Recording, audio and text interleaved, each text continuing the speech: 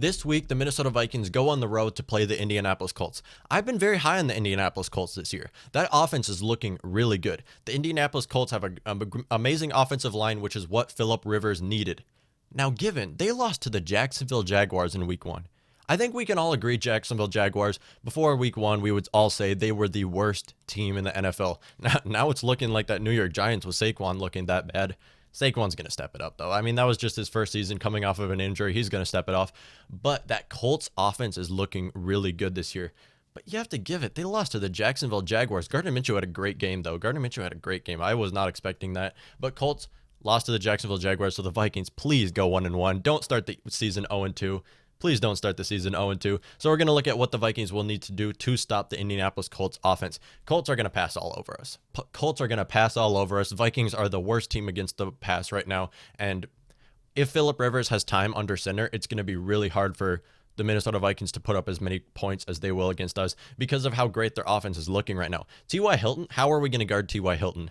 Devontae Adams is a better route runner, so T.Y. Hilton is a step down from Devontae Adams, but T.Y. Hilton is an amazing route runner. And then outside of that, they have Paris Campbell. Paris Campbell is looking like an amazing second-string wide receiver right now and could really kill us right now. And then Michael Pittman Jr. Michael Pittman Jr., I'm telling you, he is scary. He is not a person you want to mess with right now. He is their rookie wide receiver. He is a great slot wide receiver. He is not a starting slot wide receiver right now, which is really surprising. I'm actually surprised Pittman Jr. is not a starting slot wide receiver right now. He had a great week last week, and I think he's going to be a starting slot wide receiver by the end of this season. In fact, I'm almost positive he will be because Michael Pittman Jr.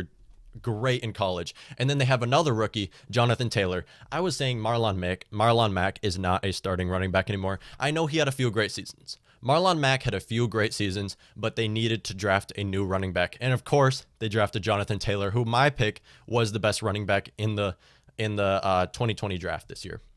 Jonathan Taylor was in my opinion, he was the best running back in this draft. And then he went after Clyde Edwards, after DeAndre Swift, after one other guy too. And then they got Jonathan Taylor, which he is a perfect fit for the Indianapolis Colts, him going up with Marlon Mack. And I think by the end of the season, he will be a starting running back for the team. Jonathan Taylor is not a force you want to reckon with. He is someone you have to plan against. Jonathan Taylor is looking scary. And I think he will take Marlon Mack's role because Marlon Mack, he's a bit washed. I'm sorry. I know Marlon Mack had great seasons. He had a few seasons where if you had him on your fantasy team, you were going to put up a lot of points. You look at that team now, not the case. It's not the case. Marlon Mack gets injured all the time too. I think it was probably injuries that really messed him up a lot. But outside of that, Jonathan Taylor is just better. I mean, he's a rookie though. You can't really put him up that much. I mean, he might prove me wrong, but Jonathan Taylor looks like a better running back right now. And I think that he's going to take the starting role this year. So the Colts, that offense is going to kill our defense. I'm sorry. They're going to destroy us. Jonathan Taylor does everything the Minnesota Vikings cannot stop. And so does T.Y. Hilton. T.Y. Hilton does everything the Minnesota Vikings can't stop. And then outside of that, they have Paris Campbell and Michael Pittman Jr. I don't think Vikings are really going to struggle against Michael Pittman Jr. because of how great our linebacker group is, which I'm surprised he's not even the starting slot corner. I know I've said slot wide receiver. I know I said that already, but he should be the starting slot wide receiver. But I don't think Vikings are going to really struggle against him. I don't think that they're going to struggle against Michael Pittman Jr., but they will struggle against the Colts. Outside of that, that's going to struggle. Vikings D-line is going to really struggle against that O-line. If Vikings have got to be able to get to Phillip Rivers this week. If Vikings only apply pressure on Phillip Rivers 1 or 2 downs like they did Aaron Rodgers, Colts are going to put up so many points. They are going to put up so many points. Look at how the Vikings destroyed Phillip Rivers last year.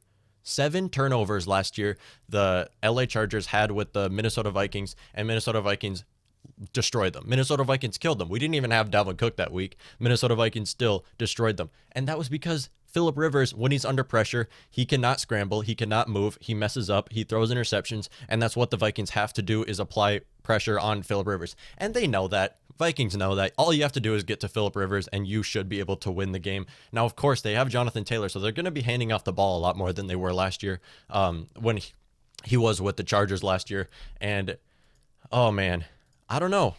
I of course, I'm giving it to the Vikings to win this game, of course. But I do think the Vikings are really going to struggle. I'm high on the Colts this year. I do think the Colts are going to have a great season.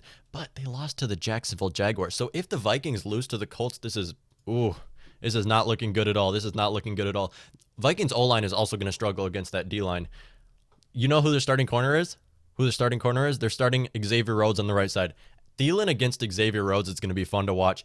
Xavier Rhodes is going to, he's practiced a lot against Thielen, and he is going to go all in. He wants revenge. I know he does. I know Xavier Rhodes wants revenge. We cut him. He wants to get at Adam Thielen, and I think Adam Thielen is going to go for over 100 yards this week. I think he's going to get a touchdown. I think Thielen will have a good week, a good game this week. I think he's going to go for over 100 yards. I think he'll get a touchdown. But you know who I think is going to be the best player on the team? I think it's going to be Dan Bailey. I do. I think Dan Bailey is going to go for 6 for 6. I would give Vikings 36-30 on this game. I wrote down right here, Vikings. I do think it's going to be a high-scoring game because of how these offenses are looking, and they just destroy defenses. These offenses look a lot better than the opposing defenses. Now, of course, their defense does look pretty good. I mean, they do have Xavier Rhodes. He played for the Vikings last year. I don't think he's going to have a great game. I'm sorry. And then Dakota Dozier and Bradbury are going to be going up against Deforest Buckner. Of course, Deforest Buckner is one of the best defensive tackles in the entire NFL. That guy is insane and was a big piece for the 49ers last year. And Colts gave up a lot for him. They gave up a first and... Was it just a first? No, they gave up more than just a first. Colts gave up more than just a first. I can't remember what they gave up, but the Colts gave up a lot for DeForest Buckner, and he is a great piece, and I think we're going to have to double team him. If you put Dakota Dozier and Garrett Bradbury on DeForest Buckner, I think you'll be able to stop him. I don't think he can go against that double team very well. So Dan Bailey, I think, is going to have a great week this week, and I think he'll be NFC Special Teams Player of the Week. Thing is, though, Kirk has to have a good game. If the Vikings are going to win this, Kirk has to have a good game. Now, of course, he's a quarterback, so it holds more value than any other position. But now that the defense is not looking as good as it did a few years ago, Kirk has got to step up. We're all relying on Kirk. If you don't have a good defense and not a good quarterback, you're a bad team.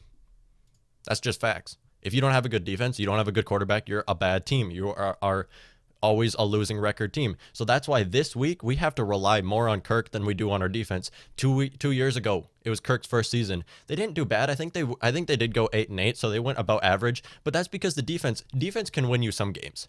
Defense can win you some games because it puts a lot more pressure off of the quarterback's back when you have a great defense. Now, Kirk has a lot more pressure on his back, and he's working with a better special teams than he did the last couple seasons. So he's probably not going to have to go as many yards as he usually does. So Kirk, he has an advantage in that field, but also you have to score a lot more pressure on Gary Kubiak as well. For his play calling, I think he's going to be a great offensive coordinator. Gary Kubiak is so fit for the position, and he overqualifies for the position, actually, to be an offensive coordinator, and I think he's going to do great. I think we're going to see Thielen have a great game, over 100 yards, touchdown. I think Dan Bailey is going to be NFC Special Teams Player of the Week, and probably the best player on the Vikings, going 6 for 6. Dan Bailey is just reliable. He is so good.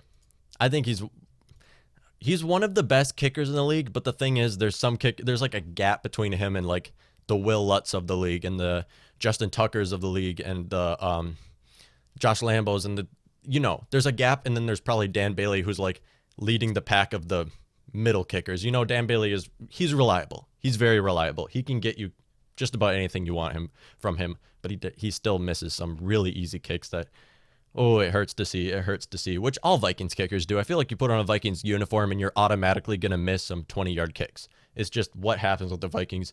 No matter who wears a Vikings uniform, you can put the best kicker in the league and he would still miss 20 yards if he's wearing a Vikings uniform, because that's how the Vikings work in the kicking game. So let me know what y'all think. What do you think this game will end up as? Vikings versus Colts. They're playing at the Indianapolis Colts. I think Colts actually allow fans. I think the Colts have fans in their stadiums. I think they did week 1. Of course, it's Indianapolis. They probably do. It's in Indiana, so they probably do. I mean, it's a pretty hillbilly place. I'm sorry. It really just is. So let me know what y'all think. It will be a disadvantage if they do have fans there. If not, well, again, it's not going to be many fans at all. It's going to be, a third, a tenth of the amount of fans as they usually would. Probably just the people who hold the season tickets or something like that.